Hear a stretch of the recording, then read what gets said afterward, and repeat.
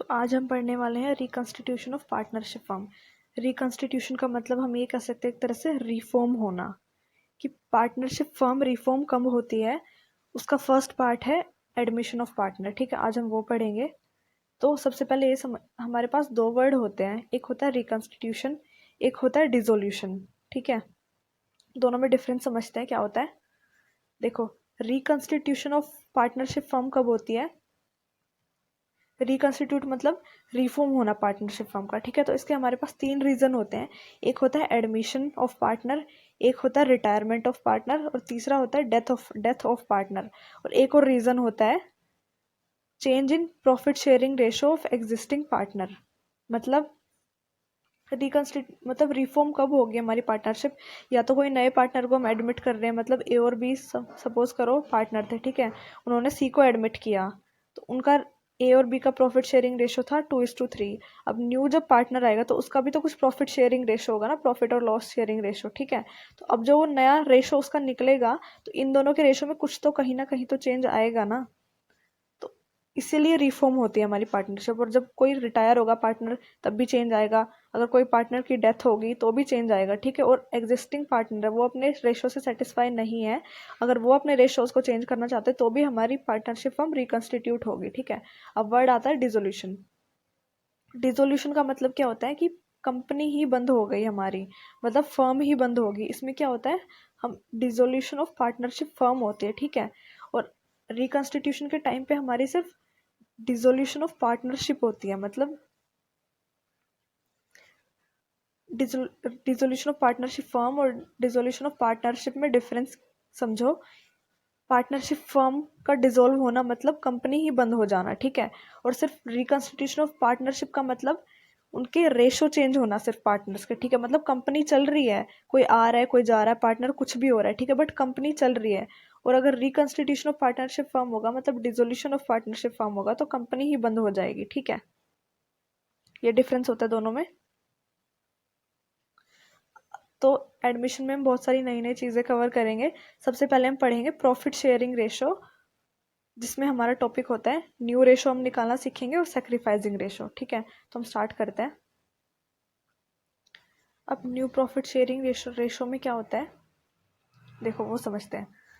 Suppose करो हमारे पास दो पार्टनर है। ठीक है, ए और बी। तो ए और बी कहते हैं, अगर अब वो सपोज करो ए और बी पार्टनर है। ठीक है, वो सी को एडमिट करते हैं। तो ए और बी कहते हैं कि आप अगर एडमिट होगे, मतलब आप अगर हमारी फर्म में आओगे तो हमारी कुछ शर्तें रहेंगी उसके लिए। ठीक है, या फिर कुछ प्रोविजंस होंगे। या फिर सी कहता है कि अगर मैं तुम्हारी फर्म में आऊंगा तो मेरे कुछ प्रोविजंस होंगे या मेरी कुछ शर्तें होंगी। तो वो शर्तें और प्रोविजंस क्या होती है, वो होती किसके लिए है? वो शर्तें और प्रोविजंस प्रॉफिट शेयरिंग रेशो के लिए। ठीक है, कि मेरा प्रॉफिट शेयरिंग रेशो इतना होना चाहिए। ए और बी कहते, कभी ए और बी कहते हैं कि तुम्हें इतना हिस्सा मिलेगा, कभी सी कहता है कि मुझे इतना मिलना चाहिए। तो वो किस प्रोविजन को क्या क्या प्रोविजंस होते हैं वो पढ़ेंगे यहाँ पे। तो हम केस के थ्रू समझने की कोशिश करते हैं। हमारे पास तीन। तो केस 1 हमारा क्या कहता है, मैं बोल रही हूँ सिर्फ सुन लेना, यहाँ पे मैं लिख नहीं सकती, इतना स्पेस नहीं है। When new partner comes for a particular share in partnership firm. तो इसमें सी कहता है, सपोज करो सी एडमिट हुआ है और भी पार्टनर थे, तो सी कहता है जितना भी पर्टिकुलर शेयर है वो मैं लूंगा, बाकी का बचा कुचा तुम बांट लेना दोनों। ठीक है, जैसे एक एग्जांपल से समझते हैं हम। जैसे देखो यहाँ पे फर्स्ट इलस्ट्रेशन उसी केस के ऊपर है। अनिल और विशाल दो पार्टनर है। ठीक है, उनका प्रॉफिट शेयरिंग रेशियो है 3:2। They admit Sumit as a new partner for 1/5 share in the future profits of the firm. मतलब ए और बी पार्टनर, मतलब अनिल और विशाल पार्टनर है, 3:2 उनका रेशो है।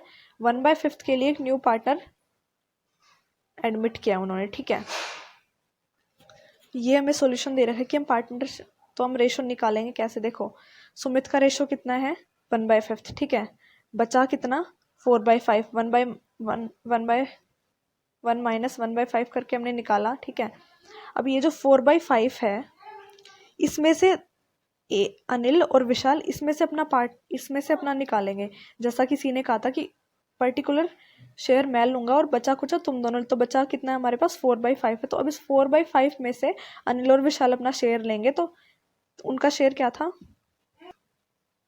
तो अनिल और विशाल का रेशो क्या था, 3:2, मतलब 3/5 और 2/5। तो 3/5 इंटू में 4/5, 4/5 जो रिमेनिंग था, और 2/5 इंटू में 4/5, तो इनसे इसका रेशो आ जाएगा।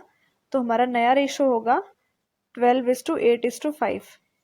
ये जो रेशो आया है, इन तीनों का एलसीएम लेके फिर हम ये रेशो निकालेंगे, ठीक है। तो हमारा रेशो आ जाएगा ये 12:8:5। ये होता है हमारा फर्स्ट केस। सेकंड केस हमारा होता है, सेकंड केस हमारा क्या कहता है, when new partner comes and takes his particular share from old partners in specific ratio। तो ए और बी थे दो पार्टनर, ठीक है।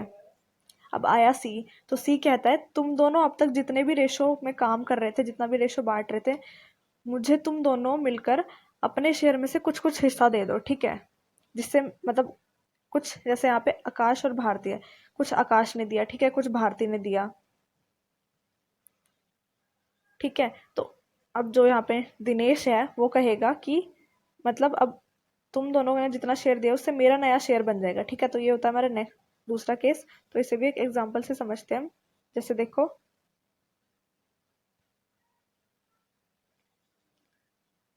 आकाश और भारती दो पार्टनर थे, ठीक है। पहले 3:2 उनका प्रॉफिट शेयरिंग रेशो था। अब उन्होंने दिनेश को एडमिट किया 1/5 शेयर के लिए, which he gets equally from Akshay and Bharti. मतलब 1:1 में दोनों के दोनों सेक्रीफाइस करेंगे अपना रेशो, मतलब एक पार्ट अक्षय देगा, एक पार्ट भारती देगी, ठीक है। तो अब जो पार्ट उनसे नया मिलेगा उससे मतलब दिनेश का प्रॉफिट शेयरिंग रेशो का रेशो आ जाएगा, ठीक है। तो कैसे करते हैं हम, देखो दिनेश का रेशो कितना था, 1:5, या फिर हम 2:10 भी कह सकते हैं, ठीक है। तो हम 1:5 लेके चलते हैं। अक्षय का शेयर कितना था, 2:5, टू सॉरी 3:5, मतलब 3/2, 3:5 और 2:5, ठीक है। इन ये दोनों कुछ हिस्सा माइनस करेंगे, 1/10, 1/10। इन्होंने माइनस करके अपना हिस्सा दे दिया इसे, ठीक है। अब जो ये रेशो आया है, इनका एलसीएम लेके हमारा ये रेशो आ जाएगा, नया रेशो, ठीक है। मतलब इन दोनों ने अपना कुछ कुछ पार्ट सेक्रीफाइस कर दिया, तो हमारा दिनेश का रेशो आ जाएगा, ठीक है। तो नया, अब तीनों का नया रेशो होगा 5:3:2। नेक्स्ट केस हमारा होता है when new partner takes certain portion from old partners share. अब देखो डिफरेंस क्या होता है इन दोनों में, क्योंकि डेफिनेशन से ये दोनों सेम लगते हैं कि मतलब नया पार्टनर है वो मतलब कुछ सर्टेन अमाउंट ही तो ले रहा है, बट इसमें हमें रेशो में गिवन होता है कि 1:1 में लेंगे, ठीक है।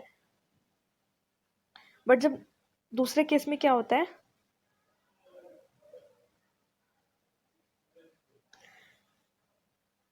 इस केस में हमारे यहाँ पास क्या होता है, इस थर्ड केस में, कि जो नया पार्टनर आया है ना, उसका हमें रेशो गिवन नहीं होता, कि मतलब हमें ये गिवन नहीं होता कि 1/4 के लिए आया है, 1/5 के लिए आया है, ठीक है। जितने भी रेशो के लिए हमें सिर्फ ये गिवन होता है कि जो एग्जिस्टिंग पार्टनर थे उन्होंने कितना सेक्रीफाइस किया, तो ये डिफरेंस होता है। उसमें हमें गिवन होता है दोनों चीज़ गिवन होती है सेकंड केस में, कि 1/5 के लिए आया है और उसने लिया कहाँ से, 1:1 में दोनों ने सेक्रीफाइस किया, तो उसका नया रेशो बना है, ठीक है। बट यहाँ पे हमें सिर्फ सेक्रीफाइसिंग रेशो गिवन होता है दोनों के। जैसे यहाँ पे देखो, राम और श्याम दो पार्टनर थे, 3:2 उनका प्रॉफिट शेयरिंग रेशो था। घनश्याम एडमिट हुआ है, बट उसका रेशो हमें नहीं दे रखा कि वो कितने रेशो के लिए हुआ है। तो राम सरेंडर करता है 1/4 of A share, and Shyam surrenders 1/3 of A share. हम निकालते कैसे हैं, राम का शेयर कितना था, 3/5, मतलब 3:2 था ना, तो 3/5